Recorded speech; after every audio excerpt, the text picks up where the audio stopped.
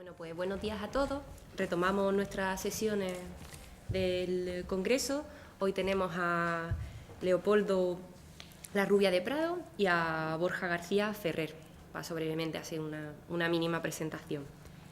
Leopoldo es nuestro vicedecano de Actividades Culturales de la Facultad de Filosofía y Letras y es también profesor de Estética del Departamento de Filosofía 1 y tiene una interesante y abundante producción. Yo he destacado así algunos de sus libros. Creo que uno de los últimos, si no me equivoco, Leo, es La estética de lo kafkiano en el séptimo arte, que ha salido en Biblioteca Nueva en 2011. Arte y geometría es otro, Dalí, excéntrico-concéntrico, Gogol y su legado, como veis bastante interesante y variado. Y bueno, hoy nos va a hablar de estructuración y malestar en el ámbito ideacional, un principio de coherencia. Y bueno, presento también brevemente a Borja y ya les doy directamente la palabra. Borja García Ferrer ha estudiado filosofía aquí en la Universidad de Granada y ahora se encuentra haciendo los estudios de doctorado. Va a empezar con un trabajo de investigación sobre Heidegger y las nuevas tecnologías, digamos, ¿no? Y bueno, creo que también nos va a hablar hoy un poquito de eso. Y su ponencia se titula El olvido del ser en la sociedad de la información. Y bueno, dándole las gracias a los dos y sin más, les doy la palabra.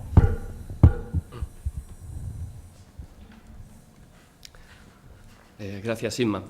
Bueno, ante todo yo quiero agradecer a los compañeros del proyecto de investigación de la filosofía como terapia social que a lo largo de muchas jornadas pues hemos estado debatiendo textos y son esos textos, ese debate de intercambio de ideas, etcétera, etcétera, el que verdaderamente enriquece, ¿no? Lo que posteriormente uno va dándole forma, ¿no? Entonces, bueno, y también quería en particular darle las gracias a Luis Sáez, que es el investigador principal, porque verdaderamente, bueno, no está aquí, pero bueno, todos sabemos que ha trabajado mucho y muy bien en este proyecto que me parece que es no solamente muy vigente por la temática, sino que además tiene una proyección que seguramente dará lugar a investigaciones, bueno, me consta que va a dar lugar a investigaciones de alumnos que van a empezar incluso el máster el próximo curso y que ya quieren trabajar sobre este asunto, ¿no? Así que, bueno, pues el proyecto se llamaba La Filosofía, o se llama aún, La Filosofía como Terapia Social, tiene una página web estupenda en la red, ¿no? Y en realidad yo de lo que voy a hablar es de la filosofía como terapia individual, ¿no? Como asesor filosófico, que es una de las vertientes de la filosofía que he abordado durante algún tiempo. Bueno, la filosofía como terapia social y la filosofía como terapia individual. Hay un decalage muy fuerte entre ambas, sí y no. Es decir, creo que lo que yo voy a decir sobre terapia individual como asesor, creo que puede de alguna manera conectar, y eso es una cuestión que se puede investigar, conectar con la filosofía como terapia social. De hecho, bueno, yo empecé en el proyecto de Luis Sáez, bueno, de Luis Sáez como investigador principal, porque es un proyecto en el que participa mucha gente muy interesante, pero precisamente yo me integré más tarde a ese proyecto justamente porque a mí me interesaba como asesor, ¿no? Asesor filosófico. Así que, bueno,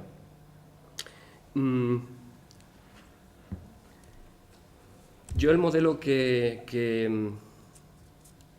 propongo lo he aplicado en las propias sesiones como asesor. Y la temática del texto que voy a exponer de manera fragmentaria, me voy a saltar bastantes cosas porque, bueno, no hay tiempo para más y en cualquier caso, y eso sí, el tiempo nunca puede ser un pretexto para decir que algo está incompleto, ¿no? El tiempo es el que es y uno tiene que adaptarse. Simplemente que de lo que voy a hablar está publicado seminalmente en la revista Philosophical Practice Journal, que dirige Luz Marinoz.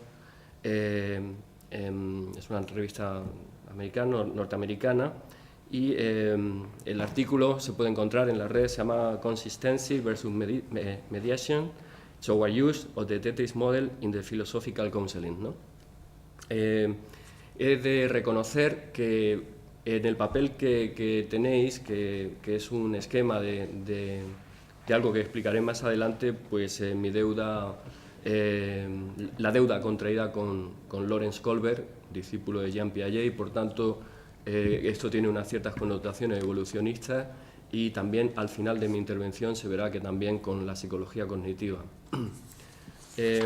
Antes de comenzar a leer mi intervención, lo que voy a hacer es un resumen de la misma, de tal manera que quede claro o más o menos claro de lo que voy a hablar, porque si no, pues tendréis que hacer pues eso un poco de lo que se trata el asunto, que es de aplicar el modelo del juego del Tetris, que conocéis seguramente, a mi praxis como asesor, ¿no?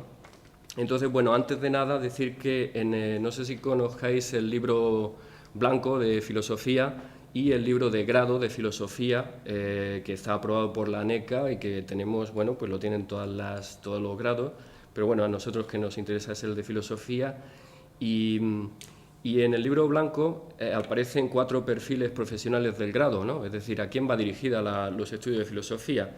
Y en el cuarto de los 4 puntos que hay, pues la filosofía, el grado de filosofía va dirigido también como perfil laboral el asesoramiento y consultoría, ¿no?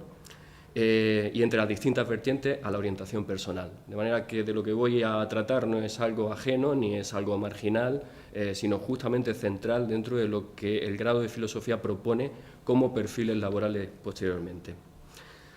Bueno, mi propuesta surge como una objeción, fundamentalmente como una objeción a la propuesta freudiana de la estructura de la personalidad compuesta en la segunda tópica freudiana por el yo, el ello y el superyo. En mi opinión, esa estructura freudiana es incompleta y digamos que posee una serie de falacias importantes que es necesario subsanar. Mi propuesta trata de completar una estrategia o ayudar a una estrategia de orientación filosófica cuya base sería lo que tenéis en ese papel, que tenéis ya a la entrada, que es lo que yo he llamado estructura ideacional, estructura jerarquizada del sistema ideacional, es decir, las distintas vertientes o partes en las que se divide o se dividiría, pueden ser más, esto es incompleto, está en obras, por decirlo así, ¿no? Entonces en las que se dividiría la personalidad, ¿no? Bueno, pues ese es el sistema y yo lo que quiero es a ese sistema, que formaría parte seguramente de lo que en Freud es el superyo, pero más cosas, aplicarle un sistema de coherencia. Y utilizo como la metáfora del juego del Tetris. Utilizar el concepto de juego en filosofía no es nada raro, lo utiliza Gadamer, lo utiliza Nietzsche, lo utiliza Schiller, por tanto yo también. Entonces, bueno, pues aplicar esta metáfora del Tetris para que las piezas que forman o que conforman la personalidad, que son las que tenéis ahí, encajen coherentemente, en lugar de que una vez que no encajen, como en la propuesta freudiana, haya que recurrir a los mecanismos de defensa. Bueno, para terminar mi intervención, voy a ayudarme de unas investigaciones propias de la psicología cognitiva y de la lógica, ¿no? Que es la lógica informal, ¿no? Una más adecuada estructuración en el ámbito ideacional en función de un principio de coherencia, además de una purga, como yo denomino, en un discurso falaz y secado, contribuye a que el cliente, que es como llamamos los asesores a las personas que vienen a pedir ayuda, sientan una mejoría, ¿no? Bueno, pues voy a leer esto y llegará un momento en el que haya que explicar un poco este cuadro que tenéis para que todo termine de alguna manera encajando. Y creedme, cuando alguien tiene las ideas estructuradas de una manera jerárquica, sabiendo qué es lo importante y qué es lo que no es tan importante, y se le aplica un principio de coherencia al mismo tiempo que el discurso de la persona, no necesariamente de alguien que viene en busca de ayuda, ¿no?, a la asesoría, es un discurso donde hay una lógica tanto formal como informal, fluida. Evidentemente esa persona pone una limpieza y una nitidez en su forma de pensamiento y de actitud ante la vida que le hace ser infinitamente más eficaz y más operativo, ¿no? De esto es de lo que trata mi intervención. Bueno, pues en la orientación filosófica, asesoría filosófica o counseling, existe una premisa que puede ser discutida, pero que en nuestra opinión ha de estar a la base de nuestra praxis, la búsqueda de la verdad. Sin mayúsculas, es decir, no la única verdad que no sabemos si existe, sino más bien como suma de perspectivas, con objeto de vivir mejor y más consciente, más que la adaptación a lo que hay de manera acrítica, donde se acepte una realidad que probablemente deba de ser transformada o, en su defecto, tomada en consideración solo como punto de partida, pero no de llegada, con objeto simplemente de ser más funcional. En mi intervención analizaremos en qué consiste esta praxis. La praxis del asesor filosófico indica que un elevado número de clientes que acuden a una sesión de orientación filosófica están descontentos, en ocasiones de otras formas de ayuda a través de las cuales no solo no han conseguido su objetivo de sentirse mejor, sino que acuden con la rémora de conocer una jerga a través de conceptos procedentes de la psicopatología que, lejos de haberlos beneficiado, les han hecho sentir que son un auténtico desastre, una suma de distintos complejos y síndromes que los han paralizado, si cabe, aún más. El asesor u orientador tiene que hacer una doble labor entonces. Por un lado, toda vez que reconoce que lo que obstaculiza la vida de su cliente son malestares y no trastornos, porque ahí no nos metemos nosotros, transmitir a su cliente que esa jerga no es más que eso, palabras, conceptos a los que hay que darle una importancia relativa, útiles, sobre todo para el terapeuta, principalmente, sobre todo viendo que cada año aparecen nominadas decenas de nuevas enfermedades, y por otro lado comenzar a poner en orden la cascada de ideas, emociones y preferencias del cliente. Este complejo proceso que acaba de comenzar, sobre el que no profundizaremos ahora, trae consigo una cuota de bienestar desde el comienzo mismo del proceso, desde las primeras sesiones. En modo alguno pretendemos aquí atacar a ninguna forma de terapia que sin duda haya hecho sus contribuciones al conjunto del saber y ayudado a cientos de miles de personas en distintos lugares del mundo. Señalar sus limitaciones, así como sus aspectos más relevantes, es de justicia, y ello porque pudiera así contribuir al desarrollo mismo de la disciplina. De eso se trata. De eso trata mi intervención, pero además de intentar modestamente aportar algún tipo de alternativa de la que todos pudiéramos extraer algo positivo, sin otro objeto que ayudar a aquellas personas que por motivos existenciales, insisto, existenciales, no trastornos ni psicopatologías, eso no lo trata un asesor filosófico, sienten malestares que le hacen la vida más difícil, menos llevadera. De una manera extremadamente sinóptica hemos querido plasmar a continuación algunos aspectos característicos de una forma de entender la estructura de la personalidad que sin duda tiene sus luces, pero también sus limitaciones. Ambos extremos nos serán de utilidad. La estructura de la personalidad, según la segunda tópica freudiana, se divide en el ello, ya sabéis, las pulsiones, sujeto del inconsciente, residen todas las energías instintivas del sujeto, irracionalidad, egoísmo, tendencia al placer, gobernado por el principio del placer, consecución del placer, totalmente amoral.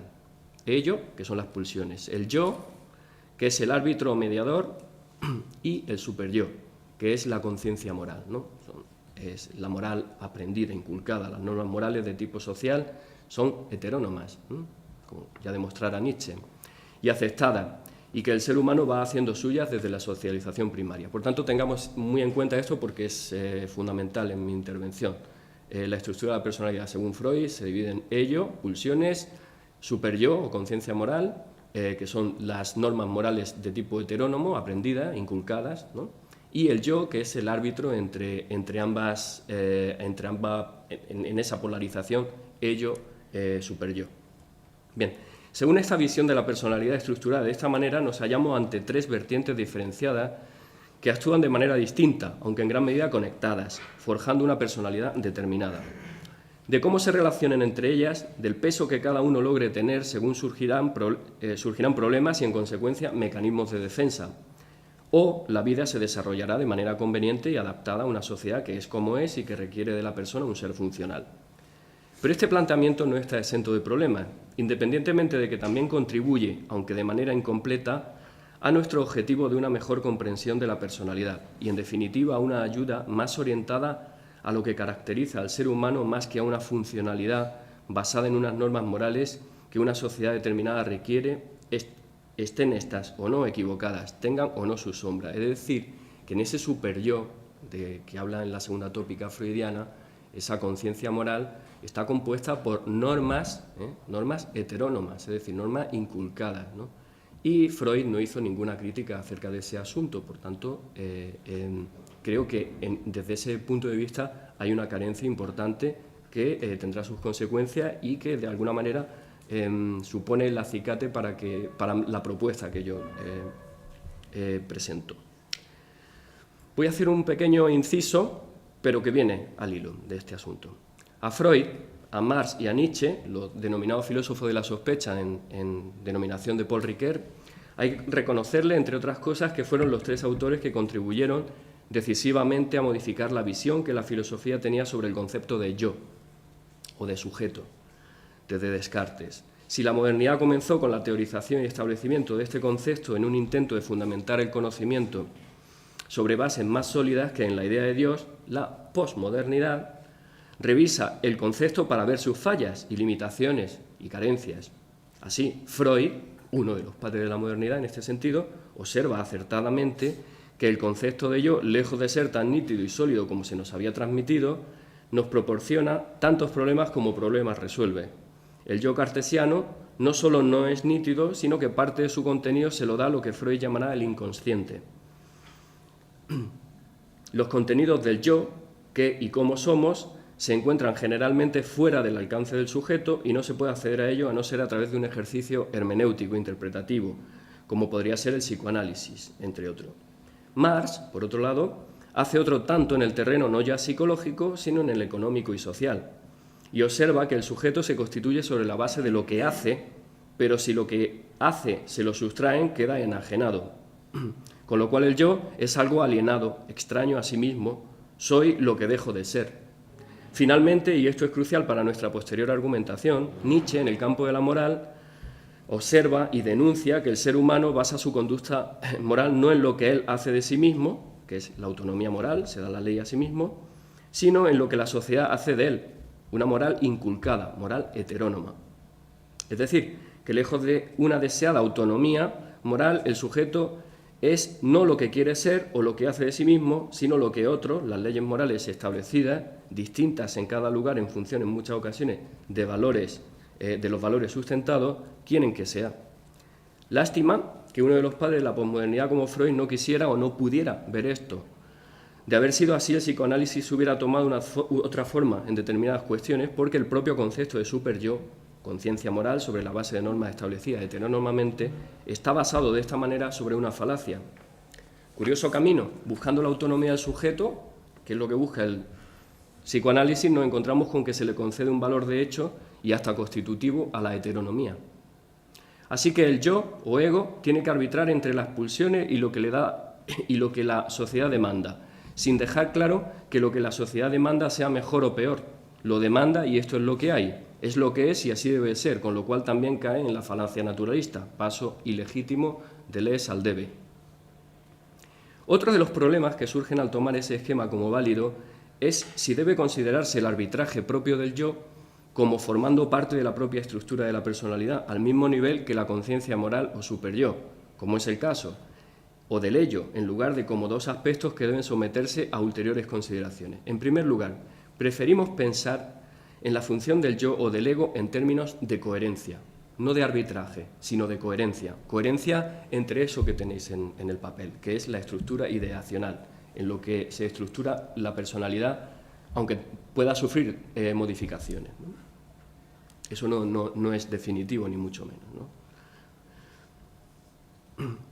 Entonces, preferimos pensar en la función del ego o del yo en términos de coherencia, como forma de organizar las distintas partes de la estructura de la personalidad, superyo y ello, que son las que completarían la tríada en este paradigma, más que de arbitraje o control.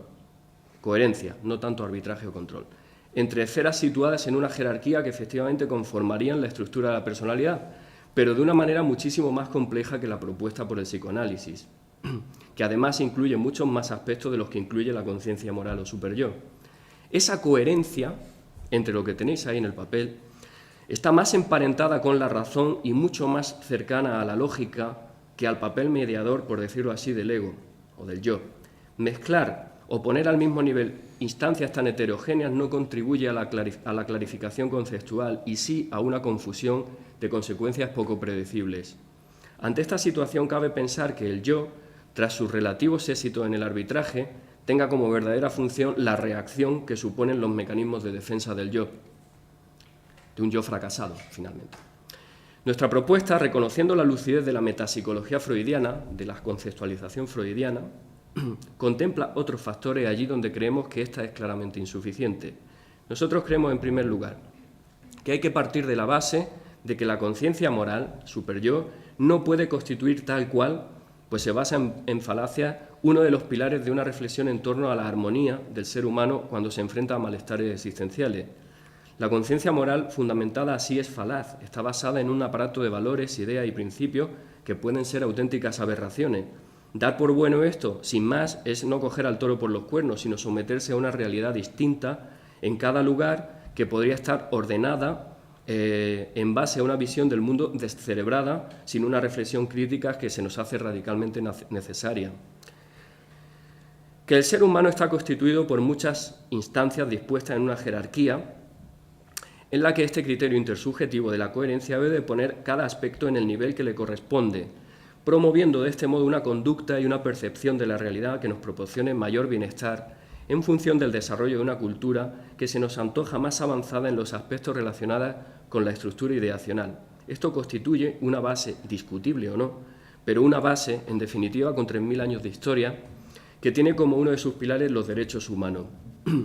De no ser así, surgen los malestares que obstaculizan la vida del ser humano. Que al ello, las pulsiones, hay que añadirle en la estructura de la personalidad el papel de las emociones. Que la estructura de la personalidad o la forja del carácter, en definitiva, se constituiría de una manera más aproximada del siguiente modo, que es el que tenéis ahí, ¿no? Yo no lo voy a leer completo, tendréis que hacer un ejercicio, por decirlo así, de completar lo que significa cada una de estas partes de la jerarquía ideacional. Yo en mi artículo las tengo todas más desarrolladas, pero no voy a explicar lo que son las creencias, los principios, las ideas o la visión del mundo. Creo que tenemos una idea aproximada y, en todo caso, mi artículo, por supuesto, está a vuestra disposición, claro. Bueno, pues en la jerarquía, en la parte superior, está la visión del mundo, lo que se le denomina Weltanschauung, ¿no? En segundo lugar están las creencias. En tercer lugar he puesto los principios, aunque si alguien cree que los principios están por encima de las creencias, lo puedo aceptar perfectamente, ¿no? En cuarto lugar están las ideas. En quinto, los valores. En sexto, las opiniones y gustos, ¿no? Hay una parte, que es la parte sentiente, que es la que le da un mayor margen de apertura a esta jerarquía y que yo no he desarrollado tanto, pero que constaría de emociones y pulsiones, ¿no? Por tanto, aquí están incluidas muchísimos aspectos de los que trata Freud, pero hay muchos más, ¿no? Tenéis a la izquierda de esa columna central, estructura del carácter personal según el modelo del Tetris. Es decir, aquí de lo que se trata, en definitiva, es de que esta jerarquía ideacional, cada parte esté donde tiene que estar, ¿no? Es decir, lo que no podemos es una opinión, que está en sexto lugar en importancia dentro de esta jerarquía, convertirla en principio, ¿no? Es decir, algo que hemos hablado anoche en el bar con nuestros amigos y con unas copillas por medio, pues una opinión, convertirla al día siguiente en un principio rector de nuestra... ¿Por qué? Porque eso chirría, eso verdaderamente... No es que no pueda convertirse en un principio alguna vez, pero no al día siguiente. Es decir, esto necesita una maduración, necesita una evolución, etcétera, etcétera, hasta que se desarrolle y vaya, por decirlo así, pues en diálogo con otras ideas y con otros principios, con otros valores, tomando forma, ¿no? Entonces, el Tetris aquí, el modelo del Tetris, de lo que se trata, si conocéis el juego, supongo que sí, pues es que las piezas vayan todas tomando su posición, vayan en función de un principio de coherencia, tomando su lugar y que no queden huecos, porque si quedan huecos, eso es lo que en el modelo que yo propongo proporcionan esos malestares existenciales que voy a explicar más adelante. Bien, Este cuadro, donde aparecen establecidas nunca definitivamente y sí sujeta a ulteriores revisiones y reformulaciones estas instancias, se convierte en una suerte de antropología ideacional, por decirlo así, de lo valioso expresado jerárquicamente, que sirve como fundamento a determinadas prácticas vinculadas a la filosofía.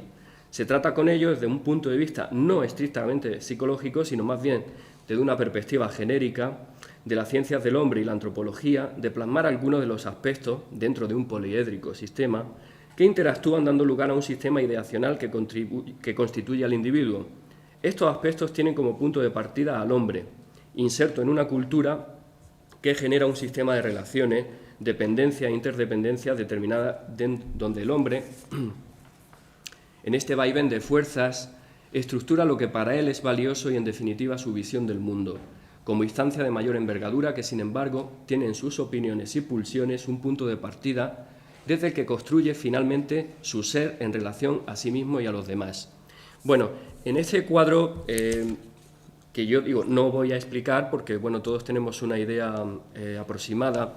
Sí habría que explicar, por ejemplo, que en Visión del Mundo aparezca, por ejemplo, en B, musulmana, y no aparezcan otras, ¿no? Pero es que eso tiene su explicación. El mundo musulmán, a diferencia por ejemplo, del cristiano o del católico, incluye bueno, pues si los cristianos de alguna manera encuentran en los evangelios una piedra de toque y un ejemplo, el ejemplo de Cristo para su propia praxis, ¿no? En el Corán está todo. Está la praxis moral, conductual, jurídica, religiosa, etcétera, etcétera. Por eso, en este caso, aparece la musulmana como visión del mundo. Y entonces las creencias religiosas aparecen en el número 3, que yo no tengo, como digo, ningún inconveniente en ponerlo en el segundo lugar. Y lo que sí voy es a explicar un poco por qué valores aparecen en quinto lugar, ¿no? Cuando todo el mundo habla de los valores constantemente como algo importantísimo, y lo son, por supuesto, pero efectivamente tiene ese nivel no de una manera azarosa.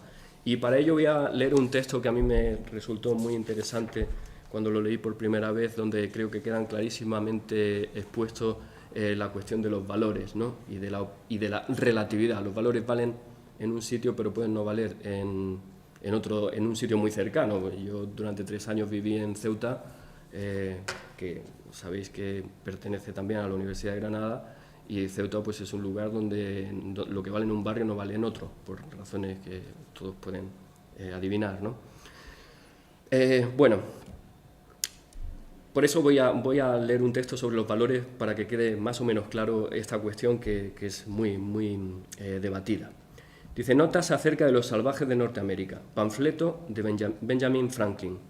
Franklin escribió durante la firma del Tratado de Lancaster en Pensilvania en el año 1744, entre el gobierno de Virginia y las 6 naciones indias. Los comisionados de Virginia hicieron saber a los indios que existía en Williamsburg un colegio provisto de fondos para la educación de la juventud india, y que si los jefes de las 6 naciones enviaban media docena de sus hijos a ese colegio blanco, claro, el gobierno se encargaría de que recibieran todo lo necesario y de que fueran instruidos en todo el aprendizaje de la gente blanca. El portavoz indígena respondió: sabemos que vosotros estimáis en alto grado el tipo de aprendizaje que se enseña en esos colegios y que el mantenimiento de nuestros jóvenes durante el tiempo que estuvieran entre vosotros os resultaría costosísimo. Nosotros estamos convencidos, por tanto, de que mediante vuestra proposición deseáis hacernos el bien y os lo agradecemos de todo corazón. Pero vosotros, que sois sabios, debéis saber que naciones diferentes tienen conceptos diferentes de las cosas y, por tanto, no tomaréis por impropio el que nuestras ideas acerca de este tipo de educación no sean las mismas que las vuestras. Hemos tenido una buena experiencia de ello. Varios de nuestros jóvenes se educaron formalmente en los colegios de las provincias norteñas. Se les instruyó en todas vuestras ciencias, pero cuando volvieron a nosotros eran malos corredores, ignoraban todos los medios de vivir en los bosques, eran incapaces de soportar ya fuera el frío o el hambre, desconocían el modo de construir una choza o cómo atrapar a un venado o cómo matar a un enemigo. Hablaban nuestra lengua con imperfección y no estaban preparados para ser cazadores, ni guerreros, ni consejeros. En definitiva, que no servían absolutamente para nada. Sin embargo, no nos sentiremos menos obligados por vuestro generoso ofrecimiento, aunque declinamos aceptarlo, y para demostrarnos nuestra gratitud por el mismo, Si los caballeros de Virginia nos envían una docena de sus hijos, nosotros cuidaremos de su educación, le instruiremos en todo cuanto sabemos y haremos de ellos hombres, ¿no? Entonces, bueno, pues esto deja claro que efectivamente lo que puede ser importantísimo en un lugar, los valores de los blancos y de los caballeros norteños de Virginia, pues no vale nada en las praderas norteamericanas, ¿no? Bien, voy a abordar muy sucintamente esa parte sentiente, emociones y pulsiones, de las que en realidad pues también tangencialmente trata, no tangencialmente, trata Freud cuando habla del ello, pero trata tangencialmente sobre todo en la cuestión de las emociones. Respecto a la parte sentiente de la estructura de la personalidad, las pulsiones son puramente biológicas, pero en gran medida también le dan sentido al resto de elementos de la personalidad, o mejor, al conjunto de ellos. No son irracionales, sino en todo caso arracionales. Las emociones, por su parte, constituyen un núcleo que le da flexibilidad a nuestra experiencia y a nuestra personalidad. No están tan sujetas al criterio de coherencia, no somos afortunadamente robots, aunque por decirlo así, lo respetan. Están más cerca de la libertad que del determinismo y son las que nos hacen más humanos y, si se me permite, más imprevisibles. Merecen un capítulo aparte en el seno de esta reflexión. La metáfora del Tetris, para todos aquellos que no conocen este entretenido juego, responde al hecho de que si en el juego existen una serie de piezas que hay que ir encajando, con respecto a lo que considero el buen ejercicio de orientación filosófica, consistiría en que el orientador ayudara al cliente el orientador ayude al cliente a ordenarlas, ¿no? A través del diálogo, la jerarquía de aspectos que conforman su personalidad, desde su visión del mundo a sus opiniones y gustos. Quizás sea necesario ir definiendo qué tipo de piezas componen su estructura, o la estructura que conforma el modo en que ve las cosas. No se trata, con el orientador o con el asesor filosófico, de que vean las cosas como él. Eso nunca. El asesor no es un consejero existencial, ni un coach, ni un gurú. Es en todo caso un orientador que ayuda al cliente a aclararse y a buscar dentro de sí mismo las soluciones, o al menos la salida a los problemas ante los que se enfrenta. Es preciso que el cliente comprenda que una creencia, y aquí vamos ya al debate un poco en torno a esa estructura ideacional, que comprenda que una creencia o un principio tiene más peso que una opinión transitoria, que ha hecho suya en una alegre conversación entre amigos, pero que carece la mayoría de las veces de base alguna. Donde hay jerarquías es necesario conocer el funcionamiento de la estructura. La presentada en este artículo no pretende ser definitiva, sino una aproximación. En caso necesario, habría que clarificar en qué tipo de estructura se sustenta el cliente. La estructura que propongo puede no ser definitiva, pero hay aspectos meridianamente claros. Existe una jerarquía, en tanto no todo tiene igual valor. Si, por ejemplo, una opinión, equivocada o no, infundada, poco madurada, es elevada a la categoría de idea, es decir, algo que está en ese estadio 6 se pasa al estadio 4 de repente. Si, por ejemplo, una opinión es elevada a la categoría de idea o creencia, es decir, situada en la parte alta de la jerarquía o en una parte más alta de la jerarquía propuesta, podríamos estar ante un caso de gran desorden en dicha estructura. Imaginemos que un adolescente escucha la opinión, puesto que no está madurada, de alguien a quien admira. Dicha opinión, sin más, es elevada a la categoría de idea rectora o acaso de principio, de acción. Imaginemos que se trata de una idea política o religiosa, que normalmente deben de ser especialmente elaboradas y encajar de una manera muy sólida en nuestra estructura, dada su trascendencia. Pero no es madurada, es incorporada inmediatamente a la estructura, con lo cual nos encontramos, si se me permite el símil, pues un 600, un SEAT 600, al que en lugar de echarle gasolina se le echa queroseno. Conozco el caso, alguien lo hizo. Entonces, claro, las consecuencias de mezclar estos planos podría estar a la base del pensamiento y la acción de un terrorista. Por ejemplo, la estructura, en este caso chirría, no encaja en el conjunto. Si por el contrario cree que los principios, que es algo importante, están en el segundo lugar de la jerarquía, tienen el valor de opiniones de lo que está más abajo en la jerarquía. Yo opino, por ejemplo, que el derecho a la vida, que es un principio, es cuestión de opinión, pues hoy opino así, mañana de otro modo. Esto desestructura esta estructura ideacional que propongo. O creo en el derecho a la vida como principio, pero lo confundo con un valor, lo que vale, Pero lo que vale es muy relativo, vale aquí, en mi barrio, pero no en otro. Vuelve a chirriar. No se puede creer en la pena de muerte y en el derecho a la vida al mismo tiempo, por poner un ejemplo sencillo. Los derechos a este nivel pertenecen a un orden jerárquico muy elevado y debemos huir de las excepciones y añadidos. Tampoco las creencias religiosas son opiniones, por mucho que a alguien así le puedan parecer. El nivel de comprensión y respeto ante la fe ha tenido desde tiempos inmemoriales, antes incluso de la aparición y desarrollo de las religiones monoteístas, un peso en la cultura toda indiscutible. En nuestra opinión, situar las creencias religiosas al mismo nivel que una opinión, o al mismo nivel incluso que un valor, lleva consigo problemas de comunicación, conduce a un callejón sin salida y una cadena de malos entendidos, errores y confusiones propios de quienes no se percatan de estar en niveles diferentes. En estos casos raramente se llega a acuerdo y no es extraño. Podríamos estar acudiendo a ejemplos de este tipo páginas y páginas, pero no es necesario ahora. Encajar las piezas en el lugar adecuado, por lo tanto, producirá un reacomodo de nuestra visión de las cosas y una especie de lavado y engrase de las mismas. Encajarlas no significa, a su vez, conseguir poner cada cosa en su sitio, sino encajarlas en perspectiva holística, donde todo tiene que ver con todo. Los distintos niveles están, a su vez, interconectados. Aquellos valores que un día hice míos, ahora se han convertido en principios. No hay ningún problema. Y mi vida es como es en función de ello, automáticamente principios, que en otro tiempo fueran santo y seña en el modo de conducirme en la vida, han pasado ahora a segundo término. Si en el pasado fui un luchador por la libertad y ahora soy un trabajador autónomo que creo ciegamente en la competitividad y en el individualismo como principio rector en mi vida, es obvio que he cambiado, que he modificado mi estructura.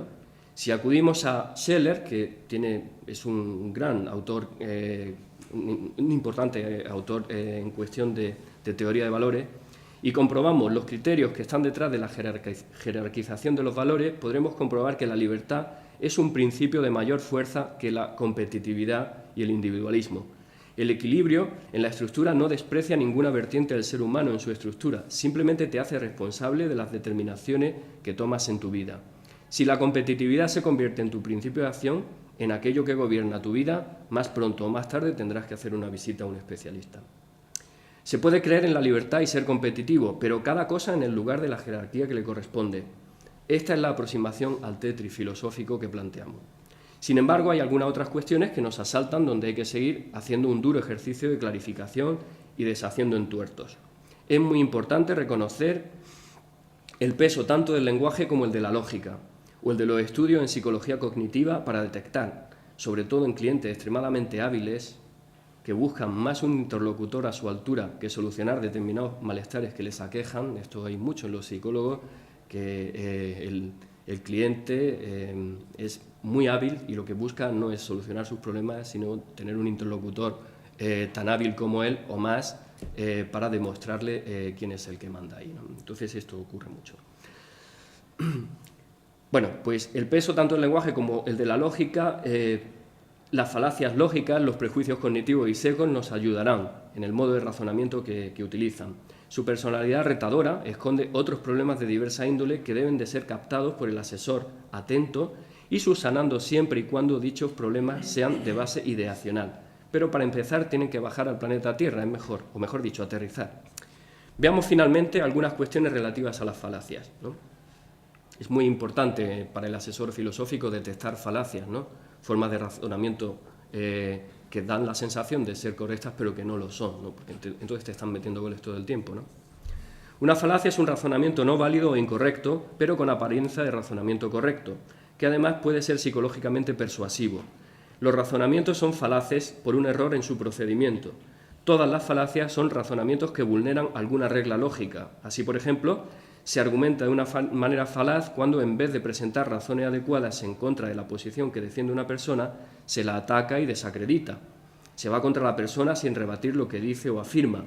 Las falacias lógicas se suelen clasificar en formales y no formales. Las falacias no formales son razonamientos en los cuales lo que aportan las premisas no es adecuado para justificar la conclusión a la que se quiere llegar. Son frecuentísimas en el modo de razonamiento a diario. Se requiere convencer a otro no aportando buenas razones, sino apelando a elementos no pertinentes o incluso irracionales.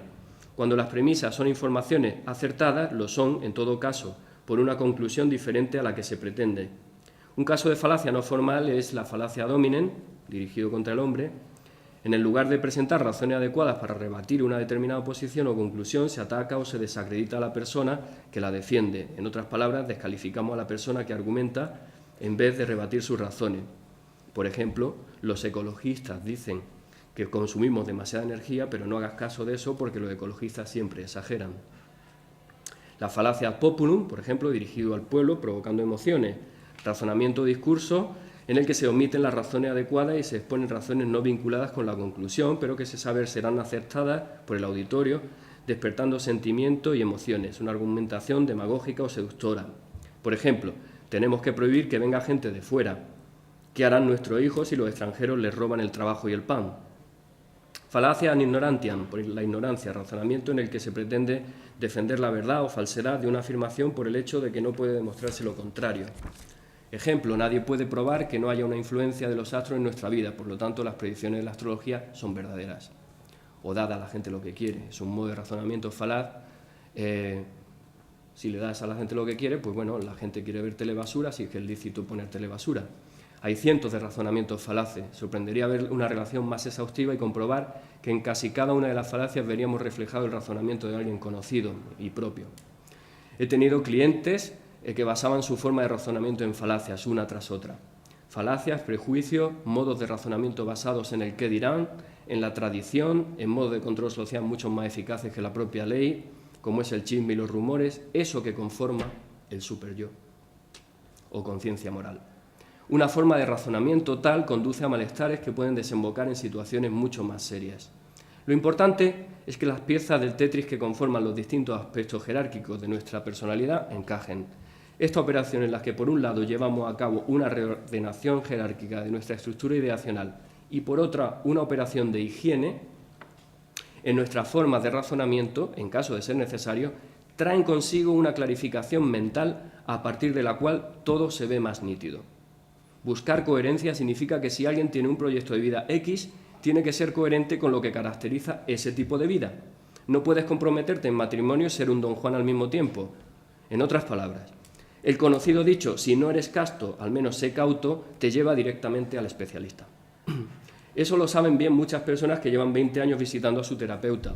Normal, se trata de adaptarse, que es de lo que pretenden, o de adaptarlo, sin compromiso alguno con la verdad. Por eso hablaba yo de la verdad al principio. Verdad en forma de coherencia, dentro de una estructura de nuestra forma de ver el mundo. Aunque para algunos sea muy rentable. Este es un ejemplo muy claro, no todos son tan claros, pero el principio operativo es el mismo. No se trata de adaptarse como sea para ser funcional. Se trata de ser funcional por coherencia y visitar al especialista lo menos posible. Es más, se trata de tener las herramientas necesarias a tu alcance para saber qué hacer la próxima vez. Gracias.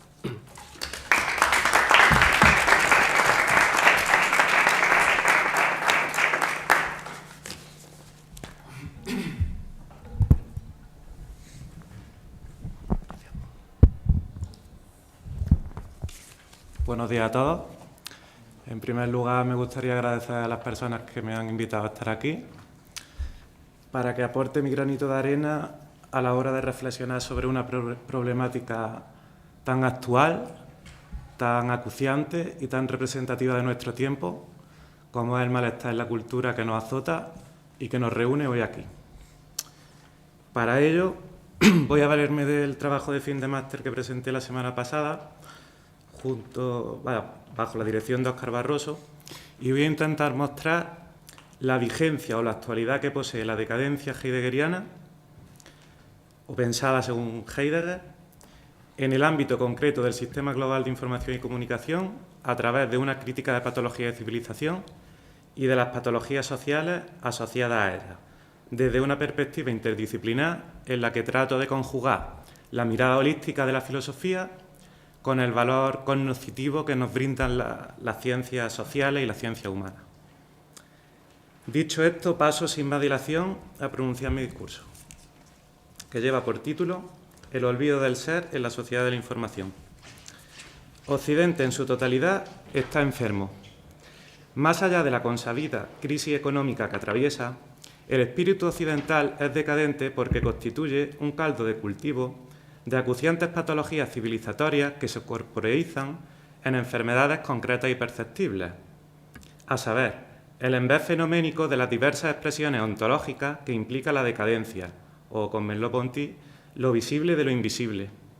No se trata desde esta perspectiva de los disturbios, anomalías o trastornos psíquicos que han venido acaparando a nivel individual la atención de los psiquiatras desde los orígenes de su embrionaria disciplina, sino de modos de ser transindividuales e inmanentes articulados en torno a una visión del mundo compartida por todos nosotros que configura un malestar clandestino, pero tácito, en la vida en cuanto tal, con anterioridad a la distinción entre normalidad y anormalidad.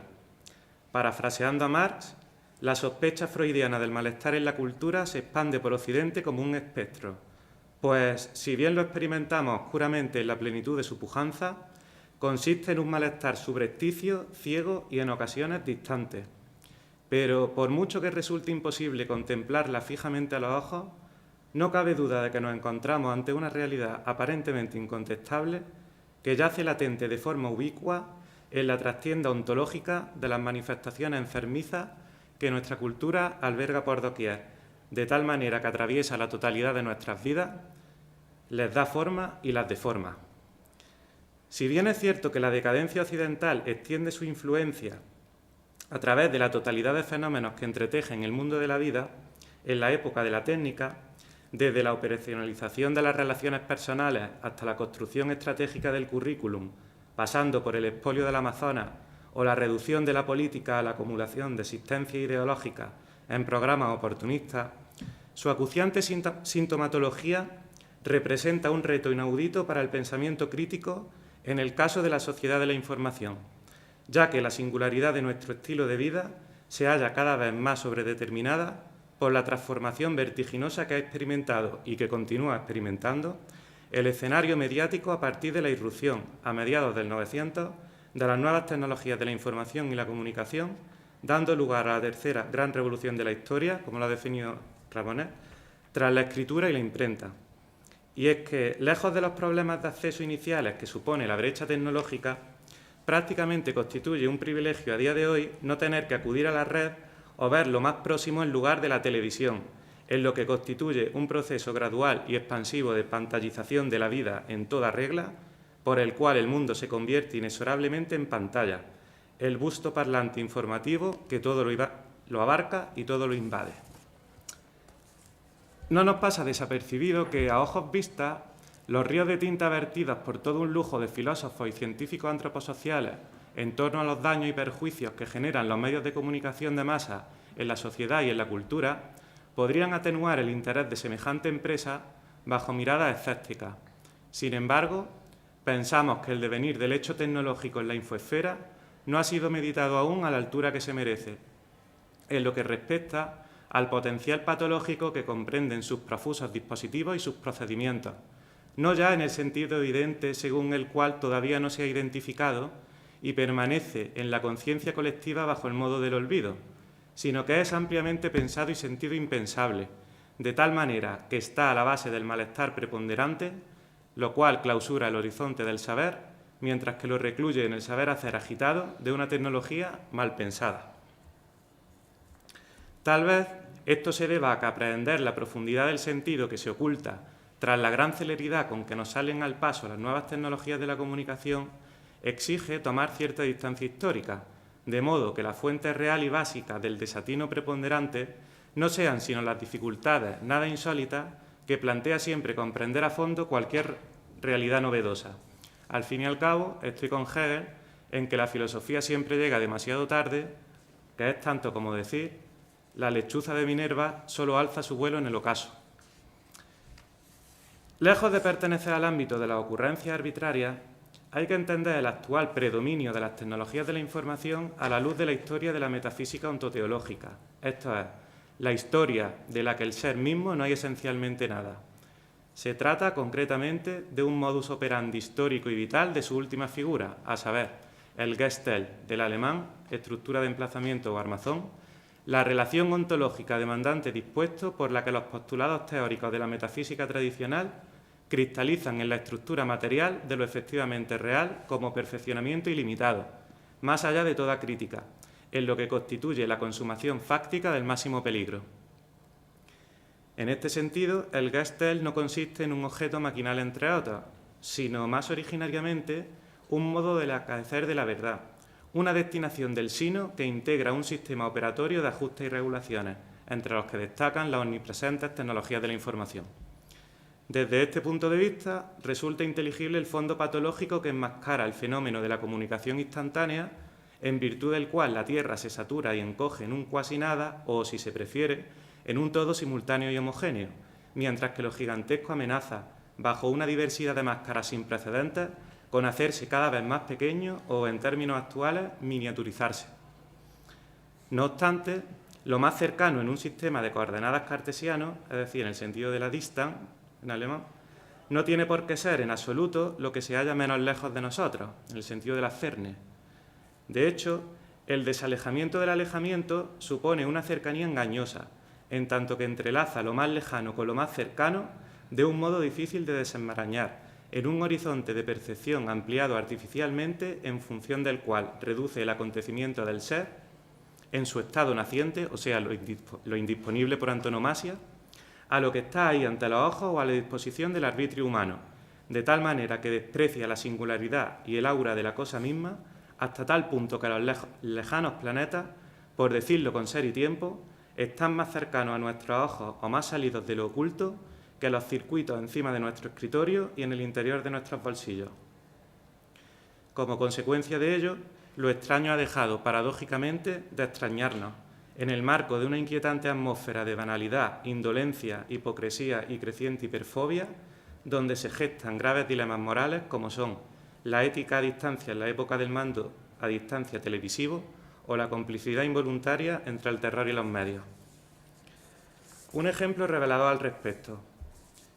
La retransmisión artificiosa y espuria de la Guerra del Golfo a cargo de la CNN, seguida en vivo y en directo desde el mismo día de su explosión por millones de espectadores en sus confortables hogares, como si de un espectáculo deportivo, el cotilleo o un spot publicitario se tratase, pasa por alto la diferencia onticontológica heideggeriana entre la dimensión vertical del acontecimiento, de venir a presencia un mundo o un horizonte de sentido, por ejemplo, la experiencia de la muerte infieris, tan solo experimentable desde la perspectiva ser a la mano, y la dimensión horizontal del mundo de sentido ya acontecido, presente y representable, desde el enfoque ser ante los ojos, por ejemplo, los cadáveres ya filmados. En este sentido, lleva a cabo la construcción a placer y sin ningún esfuerzo de la guerra en toda su cotidianidad como un teatro, habilitado por todo un compendio de cámaras fotográficas y dispositivos de vídeo acomodados estratégicamente en cada ángulo de la contienda, junto al ritmo que marcan las oportunas narraciones sobre los detalles del enfrentamiento por parte de los corresponsales, en lo que constituye un emplazar que provoca a la physis a que suministre imágenes morbosas según un plan preestablecido, a saber, captar el mayor número posible de adeptos televisivos. De este modo, la guerra convertida en espectáculo, o si se quiere, la muerte en la imagen, persigue la máxima eficiencia posible y se halla dirigida y asegurada en esta línea. Entre tanto, el ser continúa impensado, mientras que la lejanía, como ya hiciera el desierto de Nietzsche, ha crecido, pues una cosa es tener noticia de algo y otra muy distinta, reconocer ese algo en tanto que algo. Como es sabido, los medios de comunicación de masas se sirven, con el afán de ganarse el preciado favor de la audiencia, de un amplio abanico de estrategias diseñadas para dirigir y asegurar la mayor eficiencia posible a la hora de manipular técnicamente el mundo, en un marco competitivo donde el canibalismo empresarial, las fusiones-adquisiciones, las participaciones cruzadas o el sensacionalismo están a la orden del día con tal de llegar a todos, en todas partes y en todo momento. Pues bien, la interminable lluvia de signos y estímulos que nos asaltan y agitan en virtud de sistemas ópticos y microelectrónicos más que insospechados, ocupan un lugar paradigmático al respecto.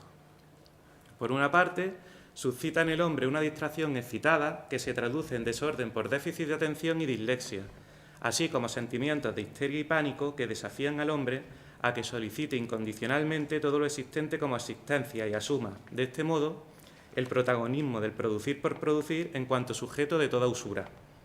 En este sentido, la producción del hombre como demandante posee un sesgo trágico, pues habitar la dimensión de la provocación no responde a ninguna apuesta racional o voluntaria, sino que formamos parte constituyente, junto a las propias tecnologías de la información, de su proceso interno, con lo cual no escapamos a la imposición exhaustiva del Gestel, no ya solo en la infoesfera, sino a nivel planetario.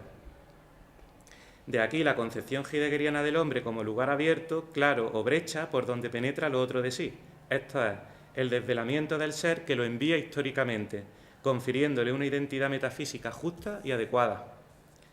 Por otra parte, la sobreexcitación que conlleva el bombardeo semiótico rebasa los límites individuales, con lo cual arrebata al hombre la potestas sui para ponerse en obra y discurrir por cauces diferentes, en lo que constituye lo patológico en su sentido más radical. Es más, este ser en la imposibilidad implica la claudicación de la responsabilidad heideggeriana de hacer por ser en la existencia, que se funda en el carácter abismal del ser y, en esta medida, consolida la mediocridad y el allanamiento preponderantes en las sociedades superorganizadas del neoliberalismo reinante. La sociedad de la información pone de manifiesto, por lo tanto, que el peligro técnico no radica fundamentalmente en hipotéticos eventos como el holocausto nuclear o la catástrofe ecológica, sino que ya ha alcanzado al hombre en lo que concierne a su relación originaria con el ser. El resultado no puede ser más desalentador. El ser en el mundo se torna ser frente al mundo, de manera tal que el hombre, nacido para nacer, no se encuentra en ninguna parte consigo mismo, pues ha roto la nervadura o el quicio con el mundo que permite experimentar la interpelación de la alteridad con vista a crear, como diría Deleuze, una tierra nueva. Con el objeto de calmar el malestar y la angustia que genera la nada nula y vacía, este ser fantasmagórico, tan indefenso como desconcertado, introduce en su vida una autocontradicción práctica y existencial, según la cual se pierde a sí misma, o mejor dicho, acontece en su impropiedad, dando lugar a una existencia errática que vagabundea sin rumbo ni asidero, en la intemperie y a la deriva, volcada en la solicitud ancilar de lo que está ahí ante los ojos, esto es, velocidades infinitas que se confunden en su irresistible exuberancia con la nada incolora que recorren, sin naturaleza ni pensamiento. Así pues, el desarraigo o desasimiento trae consigo en la terminología de ser y tiempo una caída en la inautenticidad o desistimiento que representa, como ocurre en ciertos procesos neuróticos, una huida hacia adelante, una organización obsesiva de la carencia que desemboca en hábitos depresógenos tan generalizados como la tecnoadicción, la movilidad y el sueño insuficientes o la hiperfagia. Con todo, lo más inhóspito es que, a pesar del ajetreo desenfrenado y el vértigo febril que le caracterizan, asistimos a un devenir aparente, en tanto que tan solo da lugar a novedades evanescentes, sueños mágicos y sutiles de ingenio que enmascaran la cruda realidad de la penuria y su cobarde necesidad de encubrirse. Vistas las cosas así, es de recibo detenerse de manera ilustrativa en dos modalidades del desistimiento emparentadas con el semiocapitalismo. En primer lugar, la avidez de novedades o el impulso de hacer de lo nuevo lo mejor en aras del placer de ver, presenta síntomas tan mórbidos como el estrés del tiempo, la incertidumbre, la ansiedad, la neurastenia, la paranoia o el delirio endógeno, y posee tres rasgos fundamentales. 1. La falta de paradero.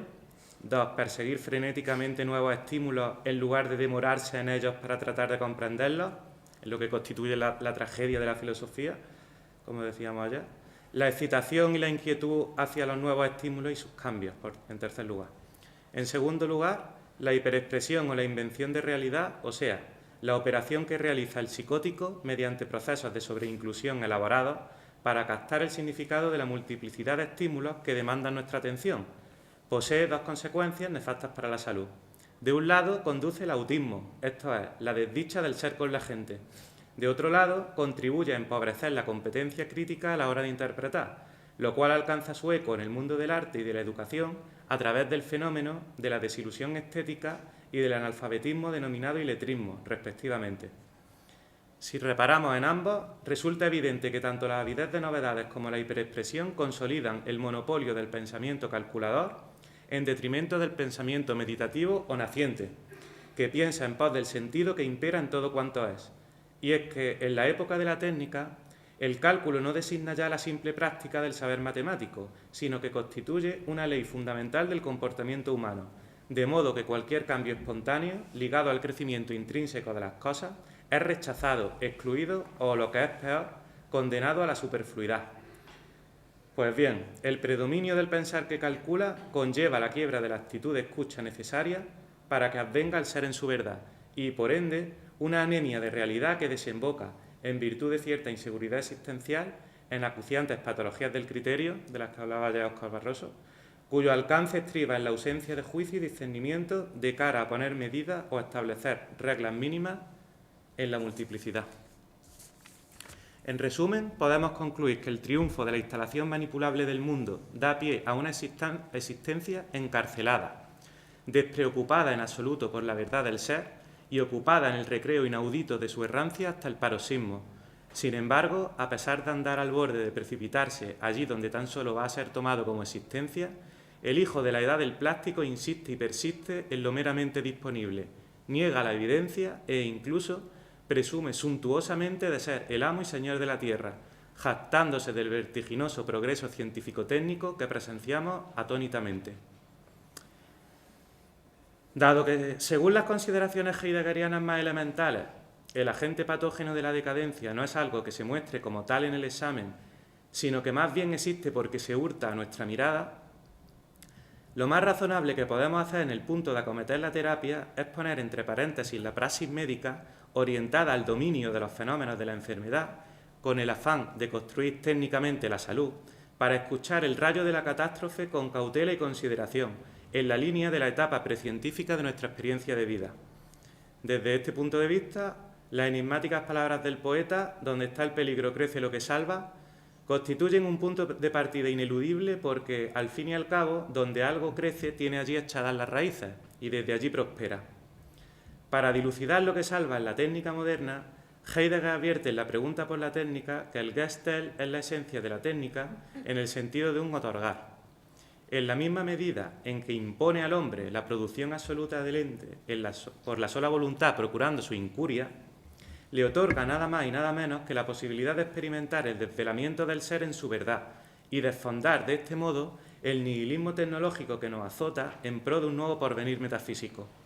De hecho, el desocultamiento del ser trae a presencia un horizonte de sentido que implica cierta unidad, unas verdades compartidas y un ethos común, pero a su vez oculta necesariamente otras muchas posibilidades de existencia, de tal manera que el sino de nuestra época no constituye, por mucho que prevalezca en todas partes, la fatalidad de una coacción, a pesar de las interpretaciones trasnochadas que alinean la filosofía de Heidegger en las filas del nazismo.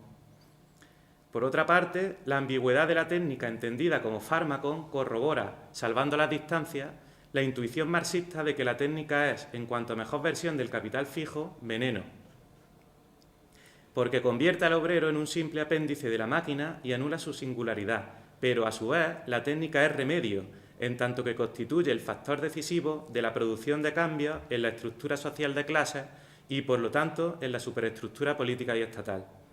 Sin embargo, la concepción del hombre como brecha de la que hemos partido desaconseja depositar la esperanza en remedios técnicos u orientaciones éticas de cara a salir de la crisis, de tal manera que las propuestas humanísticas no nos sirven, ya sea el modelo renacentista o el ilustrado.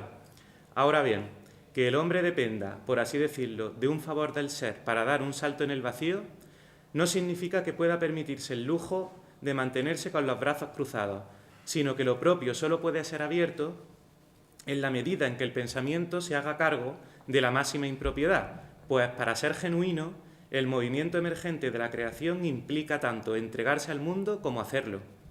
Se trata, en este sentido, de avivar sin tregua, incluso en las ocasiones más insignificantes, la llama de la escucha mediante la rememoración del misterio, a la espera de que el acontecimiento nos obsequie con una nueva tierra en cuya alborada la humanidad pueda florecer nuevamente. Soy consciente de que nuestra propuesta terapéutica posee, hasta este punto, un cariz demasiado intelectualista, pues da la impresión de que no nos ofrece las armas que requiere hacer frente a la indigencia práctica y efectiva de la infoesfera. ¿Cómo podría traducirse entonces la actitud acechante del hombre en el plano ontológico en la temporalidad del vivir? En la línea de la jovialidad nietzscheana, la propuesta de Heidegger a este respecto se cifra en asumir una actitud de serenidad, con el objeto de resistir a la prepotencia de la técnica y menguar, de esta forma, la plebeya pleitesía que rendimos a su cortejo triunfal, en lo que constituye el reverso de la actitud por la que nos mantenemos abiertos al sentido oculto del mundo técnico que podríamos denominar apertura al misterio, o sea, la apertura al misterio y la serenidad para con las cosas se copertenecen. ¿Pero en qué consiste, según Heidegger, la serenidad?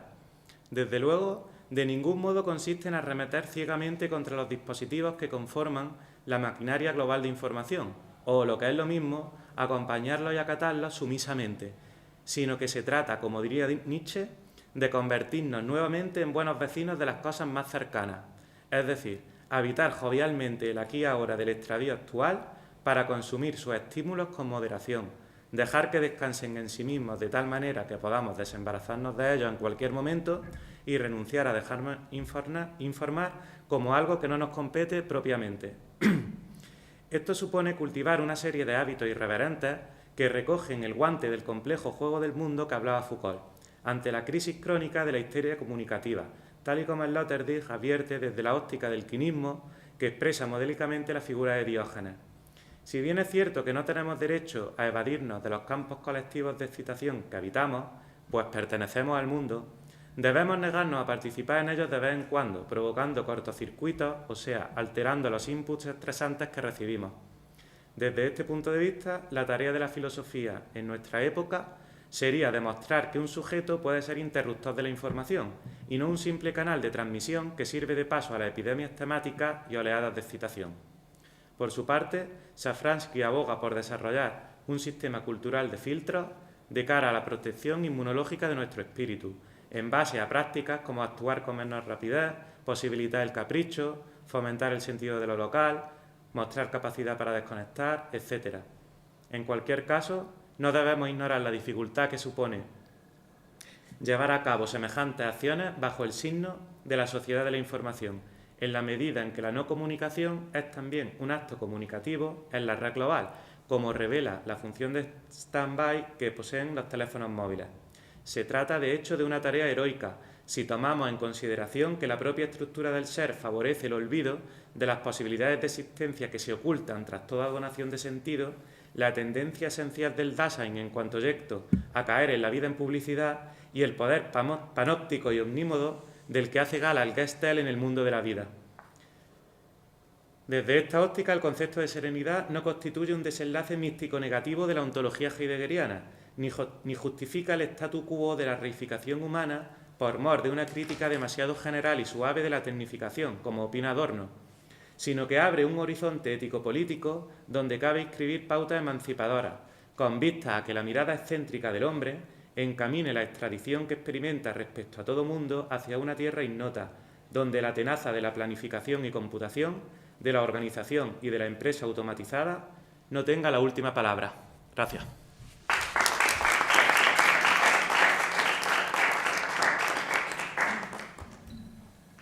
Bueno, pues tenemos todavía bastante tiempo para las preguntas.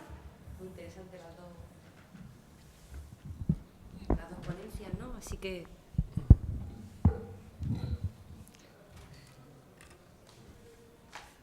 José Antonio. Muy bien. Vamos poco, podemos intervenir más. Bien, enhorabuena a los dos por vuestras sugerentes y muy interesantes exposiciones. Lo de Leopoldo tiene muchas cosas, en fin, y algunas que vienen más lejos, ¿no? Como de la asesoría filosófica, que me gustaría saber más de cerca cómo se lleva eso, ¿no? En el sentido en que lo planteo. Pero bueno, aparte de esas cuestiones, lo que me surge de tu exposición, aquí poniendo entre paréntesis otras cosas relativas a Freud, etc., este esquema no es muy intelectualista, en ese sentido excesivamente griego, muy clásico, y eso al hilo de algunas distinciones que has planteado que no sé si se puede prescindir de ellas tal como se formula. Es decir, tratamos el malestar, pero no el trastorno, ¿no? ¿Dónde está la frontera? Pues existe una frontera nítida entre el malestar y el trastorno. Llegado caso me parece que no.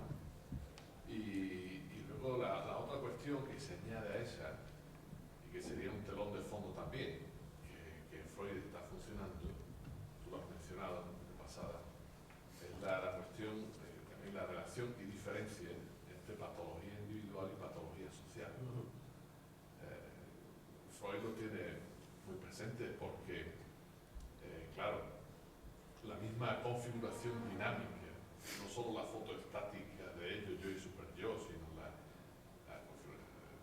realidad dinámica de esa tríada, en la dinámica del carácter, en la correlación entre consciente e inconsciente, claro, está afectada por la represión. Es decir, no hay psiquismo individual que se pueda plantear al margen de un contexto social donde hay unos componentes mayores o menores según los casos de represión.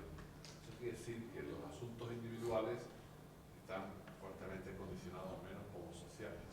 Desde luego los patológicos, y hay que decir que también los no patológicos, tanto que en esos casos que no hay ficción tan patente o tan costosa desde el punto de vista del sufrimiento de los individuos, de lo que les suponga su adaptación, etc. ¿no? Entonces la cuestión es doble. Primera, este esquema no es muy individualista, y además, claro, pones las emociones y las pulsiones, ¿verdad? Eso, en esa visión jerárquica, ¿qué papel juega? No soy muy amigo de estas cuestiones relativas a inteligencia emocional, incluso ahí aparecían los trabajos de Nussbaum respecto a las emociones. No, porque es verdad que tenemos emociones, pero las emociones quedan englobadas en afectos, en sentimientos, y además, con permiso de los estoicos y compañía, en pasiones, ¿no? Y eso no se puede poner entre paréntesis, es decir, lo que pensamos como visión del mundo está muy condicionado por las pasiones. Es verdad que en una visión normativa, bueno, pues había que poner las cosas en su sitio, pero luego eso es muy complicado, ¿no? En fin, por ahí iría la pregunta, y a Borja también hay cosas muy interesantes. ¿Ya la formulamos ya o después? Como queráis, si preferís responder directamente. Bueno, como me has sugerido varias cosas, pues ya respondo en la medida de lo posible. Sí, bueno, yo creo que en algún momento dije que, bueno, que tenía una deuda con Lawrence Kohlberg, ¿no? Entonces, Kohlberg, discípulo de Jean Piaget, y su teoría de los 6 estadios, ¿no? que a mí me ha resultado muy sugerente, aunque esta jerarquía mutable, es decir, yo he dicho varias veces que se pueden modificar cosas, simplemente creo que efectivamente una opinión o un gusto pues es algo más básico que efectivamente un principio, como por ejemplo los que inspiran la Constitución española, ¿no? Es decir, creo que es cosas distintas, ¿no? Pero que sí que se pueden modificar. Por ejemplo, pues yo he puesto en tercer lugar las creencias, pero las creencias pues podrían estar en segundo lugar. No importa, porque de lo que se trata no es de decir esto es así, sino que de la persona que siente un malestar, ¿no? Que tiene un problema existencial, que no se encuentra a sí misma de alguna manera, que tiene una confusión de ideas, etcétera, etcétera. No se trata de decir lo que tiene que hacer, sino que dentro del sistema de ideas que tiene, ideacional, que es el que comprende todas estas cosas y muchas más, ¿no? Es que ponga orden, ¿no? Pero lo que no vas a hacer, el asesor lo que no va a hacer es decirle tienes que hacer esto o tienes que hacer lo otro o pensar esto o pensar lo otro, sino que dentro de lo que tú estás pensando del sistema de valores, ideas y creencias que tiene, pon orden porque le estás dando importancia a cosas que probablemente no la tienen tanto y de hecho pues muchas personas se sienten mal justamente porque tienen desordenado la percepción del mundo, ¿no? O la percepción de sí mismos, ¿no? No se sienten bien. Justamente yo creo que la psicología, el objetivo que tiene fundamentalmente es restablecer la confianza en sí mismo, ¿no? Del paciente, ¿no? En este caso sí paciente, ¿no? En nuestro caso no es paciente. Entonces, bueno, yo creo que sí, es verdad que es clásica, creo que se puede ampliar, a lo mejor no tiene 6, sino 8, 8 estadios o la jerarquía puede ser de 8 o 10 o lo que quiera que sea. En ese sentido digo que es mutable, lo he dicho en varias ocasiones. Bueno, respecto a malestar y trastorno, voy a ser así un poco radical. Evidentemente no es lo mismo la persona que no sabe muy bien qué hacer con su vida que la persona que efectivamente tiene doble o triple personalidad, ¿no? sí, esto es muy radical, ¿no? Pero efectivamente el asesor filosófico, nosotros trabajamos con ideas. Yo, con todo el respeto que tengo a la psicología, incluso me gustaría estudiar psicología si en alguna ocasión puedo hacerlo, pero ellos tratan de asuntos que la filosofía llevaba tratando 2500 años ya, cuando ellos empezaron a tratarlos. Por tanto, creo que en el campo de las ideas también el filósofo tiene cosas que decir y cosas sobre las que reflexionar.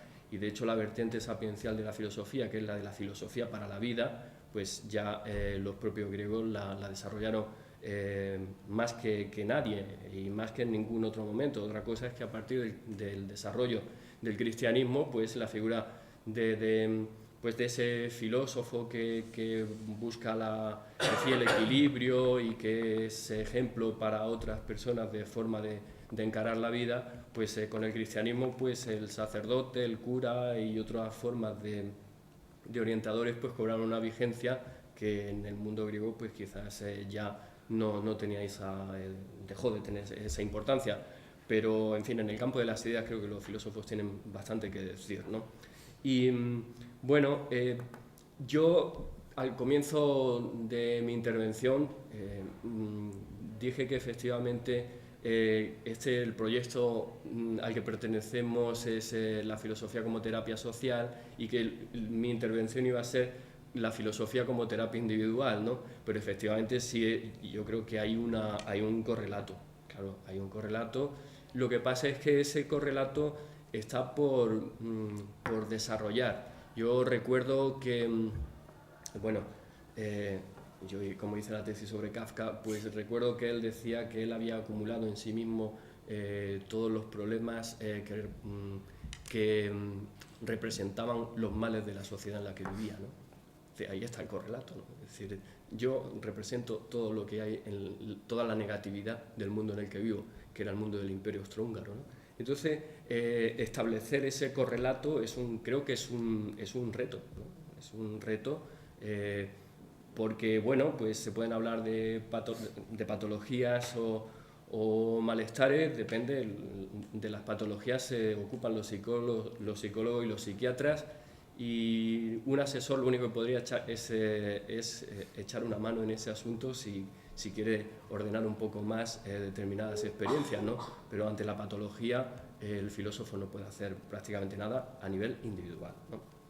Puede pensarla si quiere y pues aportar algún tipo de iluminación, pero ahí es el psicólogo y el psiquiatra el que tiene su función principal, ¿no? Y no hay intrusismo profesional, no debe de haberlo, debe de haber una ética en ese sentido por parte del asesor filosófico. Pero efectivamente yo entiendo, por ejemplo, y lo hemos discutido en nuestras sesiones del seminario del proyecto de investigación, pues efectivamente creo que si se puede hablar, e incluso contigo mismo lo hemos tratado ahí en esas sesiones, pues sí que se puede hablar de un poco que determinados gobiernos tengan una actitud un poco paranoica o bastante paranoica y que eso se especifique claramente en los aeropuertos en la actualidad ante amenazas que a lo mejor no lo son tales o no lo son en la magnitud que parece que lo son, ¿no? Y en cualquier caso, si alguien quiere hacer algo, creo que con todas las limitaciones y toda la observancia que tienen los aeropuertos, que se pueden hacer muchas cosas más allá de lo que suponen en los aeropuertos, ¿no? Por decir, creo que si existe la patología individual, que es la paranoia, creo que efectivamente también se puede hablar de la paranoia a nivel de Estado, ¿no? Entonces, bueno, pues yo creo que esto abre muchísimas vías de reflexión en torno a qué patologías sí se pueden compartir entre individuo y sociedad, cuáles conceptos pueden ser más operativos, cuál es el tipo de continuidad que puede haber e incluso, lo más importante, qué tipo de terapia puede ayudar y si puede ayudar al individuo, puede ayudar también a la sociedad. Porque claro, cuando un malestar o un trastorno se materializa en una persona y es trastorno o malestar justamente porque no lo deja ser operativo en su vida, ¿no? sí, no importa, no importa. De hecho, el propio Kafka decía psicología por última vez, ¿no? Porque él era él y su neurosis, y justamente por ser él y su neurosis es por lo que era tan creativo, ¿no? Entonces, bueno, que cada uno puede afrontar sus propios problemas, sus malestares de una manera determinada. Ahora, cuando hablamos a nivel social, pues si es que si a nivel social decimos la sociedad es neurótica, pues si todos son neuróticos, pues entonces el que no lo sea es el que probablemente sufra el trastorno de una manera más, digamos, acusada, ¿no? A lo mejor es que la sociedad quiere ser neurótica. Es una cuestión que no sabemos. Creo que es mucha gente ve muchos programas de Telecinco, por ejemplo, de telebasura, y son tan felices así. Yo, desde luego, no soy quien para decirle a nadie cómo ha de estructurar su forma de entender la felicidad, ¿no?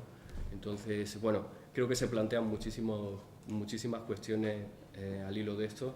Y bueno, vamos a, si te parece o si quieres que responda alguna otra cuestión. Sí, bueno, nos has presentado una ponencia muy bien estructurada, desarrollada en claves heideggerianas. Bueno, sería muy fácil hacer una argumentación ad hominem, preguntándote si utilizas Google, Internet y móvil, y si nos sugieres que nos busquemos un cortijo en Sierra Nevada, análogo a la cabaña de Heidegger en la Selva Negra. Pero en fin, no iremos por esos caminos caricaturescos, sino por cuestiones más de fondo. Claro, una ponencia como la tuya, algunos esperaríamos una parte B, como la ética, la parte A y la parte B de Apple o algo así. Es decir, claro que se pueden decir muchas cosas de esas, y se dicen, y bien dichas, en un análisis de la cara, digamos, de dominación que comporta la tecnología, porque además las tecnologías, cuando se desarrollan, aparecen y se desarrollan, nunca lo hacen en un contexto neutral, pero no solo en un contexto ontológico, sino en un contexto económico, político y social. Es decir, sirven a los que dominan y forman parte de los procesos sociales y políticos, darle la vuelta a esa realidad y poner a funcionar las tecnologías en clave de emancipación. Claro, si nos quedamos solo en la parte A, nos contaminamos demasiado por la tecnofobia de Heidegger y establecemos un hilo muy directo entre la tecnología y la ontología con pretensiones de crítica a la metafísica occidental, y dejamos el vacío de todas las mediaciones sociológicas, económicas, etcétera, que ahí funcionan. Claro, es ahí donde veo el problema de un planteamiento que no es que lo considere inadecuado y mucho menos falso, sino lo veo incompleto, cosas que ya te habrán dicho otros y no solo yo, sino, pero ahí es donde veo un problema también filosófico, ¿no? Es decir, que arrastremos la falta de mediaciones en ese sentido de un pensamiento como el de Heidegger, ¿no? Luego, aparte de ello, pues podemos añadir más cosas. Es decir, también Platón se quejaba de aquello que luego no cumplía, es decir, de que la escritura dañaba la memoria y no se podían decir otras cosas. Claro, aparecen nuevas formas de comunicación y todo se reestructura.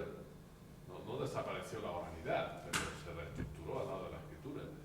Cuando aparece la imprenta, que es el otro caso que bien ha señalado, otro caso, Gutenberg, bueno, pues claro, determinados poderes también se echaron a temblar. La Iglesia quiso prohibir que se imprimieran Biblias y efectivamente, que es lo que hizo Lutero en Alemania, dando paso a la libre interpretación de la escritura por parte de los creyentes. Y la Iglesia, como poder, quiso frenar eso a toda costa, y en el lado católico pues así lo hizo, desde la Contrarreforma tridentina. ¿Y qué pasó con la Iglesia y con ese poder? Perdió. Porque esas dinámicas, una vez puestas en marcha, la cuestión es cómo reconducirlas adecuadamente, ¿no? Nuestra misma comunidad científica, filosófica y universitaria, bueno, sin el libro no sería imaginable. Claro, sin las tecnologías de la información, ahora mismo ya no funcionaría. Claro, la cuestión es, ¿nos dejamos atrapar por ellas hasta el punto que nos veamos alienados, por recoger terminología clásica, o que nos veamos distorsionados? No, hay que resistir en ese sentido y no ser esclavos de eso, y algunas esclavitudes, pues hasta burocráticamente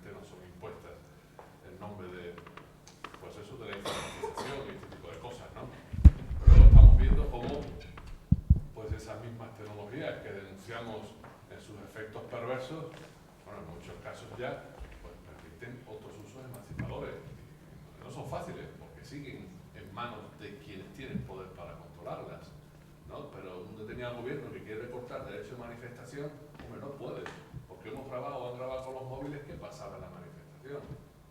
O determinados poderes que quieren tomar determinadas decisiones, bueno, pues ayer aludía el profesor Jacob Muñoz a las primaveras árabes, que se convierten a veces en inviernos de nuevo, porque los procesos esos son complejos y con vaivenes donde no está claro a dónde se va a desembocar, pero el caso es que aquellas movilizaciones, hombre, sin cosas tan de uso personalizado como Twitter y esos modos de convocatoria, pues tampoco hubieran tenido lugar. En fin, que todo eso nos da pie a completar la parte A con la parte B. Es la sugerencia, no lo tomes como una crítica, sino la sugerencia, porque ese mismo planteamiento en clave de una determinada ontología, pues claro, la ontología tenemos que mediarla con lo que nos están diciendo también esas ciencias que, bueno, tenemos motivos para criticarlas muchas veces por su exceso positivista, por su tecnofilia en vez de tecnofobia, por estar al servicio de determinados poderes, pero no podemos dejarla al margen porque si no, ni esa misma reflexión filosófica la podemos mantener, ¿no? Porque nos quedaremos silenciados, ¿no? Sería un poquito la sugerencia a ir desde una exposición por la que te felicito, ¿no? Vale. Pues yo creo que la propuesta terapéutica, vaya, el esbozo, las pinceladas que propongo al final poseen un alcance práctico y ético-político que se siguen del concepto de serenidad, que a su vez se sustenta sobre presupuestos ontológicos ineludibles de los que yo parto como punto de partida. Todo discurso parte de unos presupuestos ontológicos que en el terreno de la cultura serían las creencias, el equivalente, ese campo de realidad que dice Zubiri, en virtud de los cuales se sostiene o se cimenta toda argumentación crítica y ético-política. Entonces, claro que hay problemas técnicos a nivel óntico, pero lo que dice Heidegger, o lo que se sigue de su propuesta, es que estos problemas se inscriben en un horizonte mucho más amplio de sentido, que es la concepción de la physis de los presocráticos, en virtud de la cual todo programa político debe derivarse de esa concepción primeriza. Entonces no podemos dejar el problema de la técnica en las manos de eminentes técnicos o especialistas en ética aplicada, porque la concepción del hombre como brecha lo imposibilita. Es el acontecimiento el que nos otorga la posibilidad de seguir mediándonos con la técnica y el que a su vez oculta otras muchas posibilidades de existencia en virtud de las cuales la técnica no es el único modo de relacionarse con las cosas, técnicamente, en todos los ámbitos. Entonces me parece que es una propuesta válida en el sentido de que, y es optimista incluso, a pesar de que a Heidegger le han criticado mucho que es pesimista, determinista, etcétera, porque el signo de nuestra época no constituye la fatalidad de una coacción. Hay otras muchas posibilidades y el pensamiento tiene la responsabilidad de descubrirlas, de mirar al fondo abismal y empuñar un proyecto de sentido que es el mundo el que lo posibilita en última instancia y en primera. Pienso yo.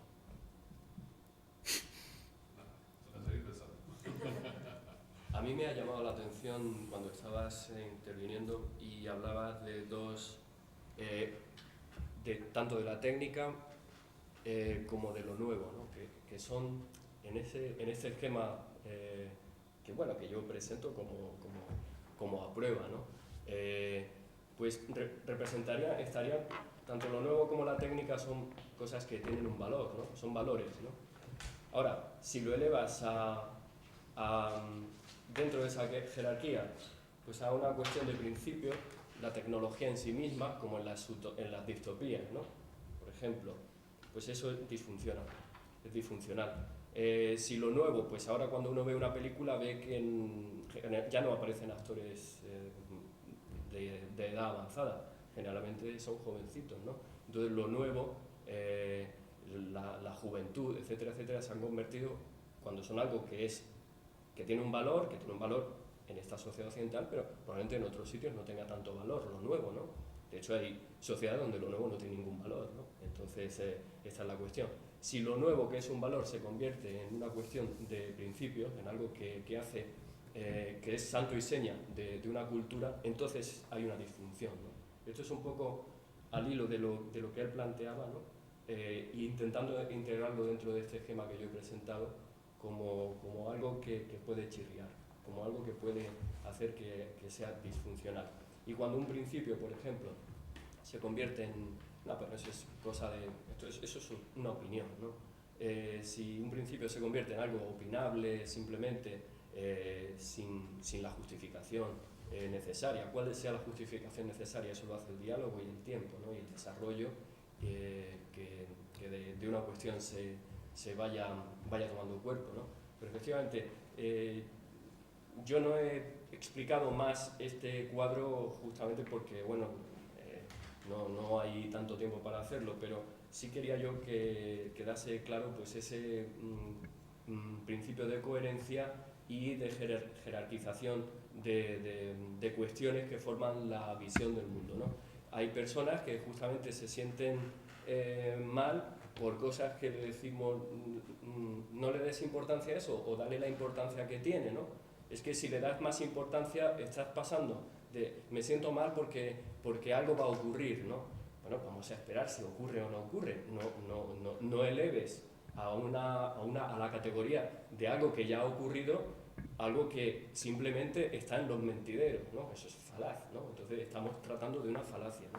Y claro, con falacias no puede uno constituir justamente una praxis individual porque si no te llevará a malestares de tipo existencial, ¿no? Ese es un poco... Y bueno, yo recogía esas dos cuestiones que has hablado de lo nuevo y la técnica, que evidentemente es fundamental, ¿no? En nuestra sociedad, para mí desde luego lo es, ¿no? Ahora, es un valor, no es un principio, ¿no? Muy bien, pues preguntas o comentarios, observaciones. Sí, a mí me gustaría un poco, al hilo también de lo que se ha comentado ahora, de las dos ponencias, con lo que se ha hablado también del Twitter y de las nuevas tecnologías que ya, por ejemplo, lo que ha comentado Leopoldo, de que las opiniones pasan de repente a creencias, a lo mejor en una noche hablando con unos amigos y tal, cuando directamente alguien pone una frase y a lo mejor a los 5 minutos ya tiene 3 favoritos, 10 retweets. Entonces me pregunto un poco, la asesoría filosófica, de pronto ante esta inmediatez de ese cambio, ¿no?, de la jerarquía que más o menos orientativamente ha establecido, ¿qué puede decir o qué puede hacer? O si tiene algo que decir. Bueno, siempre y cuando represente un malestar para alguien, si tiene algo que decir, mientras tanto no. Es decir, una vez que una persona, un poco al hilo de lo que estás diciendo y por desarrollarlo, ¿no? Pues alguien que de repente una frase, como dices, se convierte en algo que adquiere un nivel en esta jerarquía mutable, como digo, e insisto, de un nivel muy alto, si luego le resulta algo que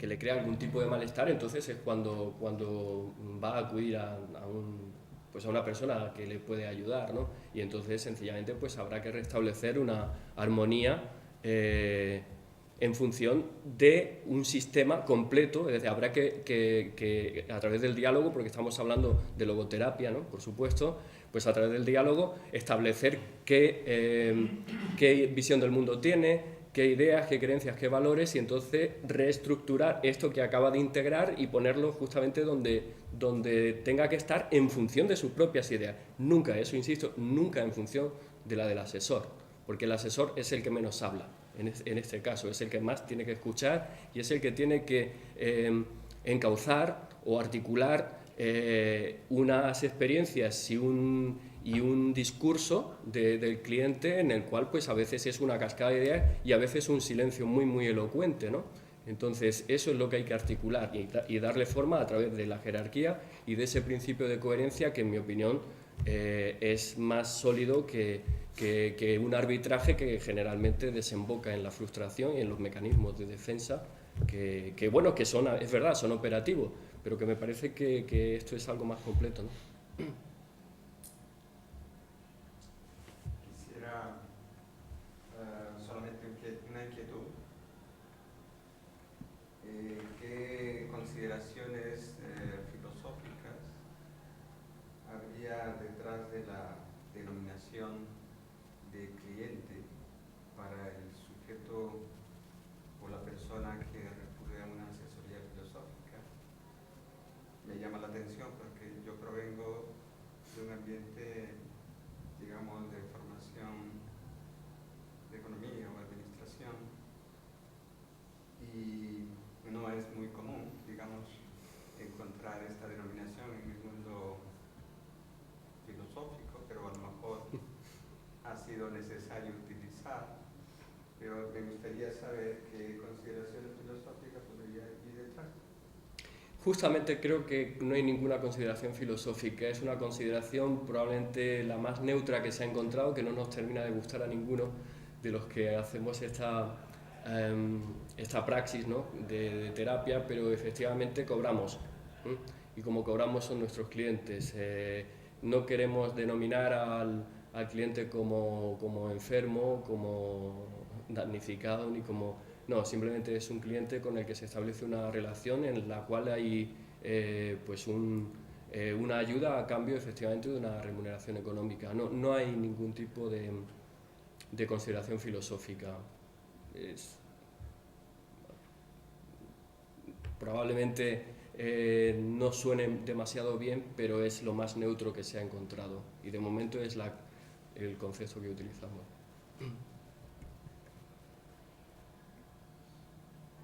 Si me permite, quisiera agregar una... ¿Cómo no?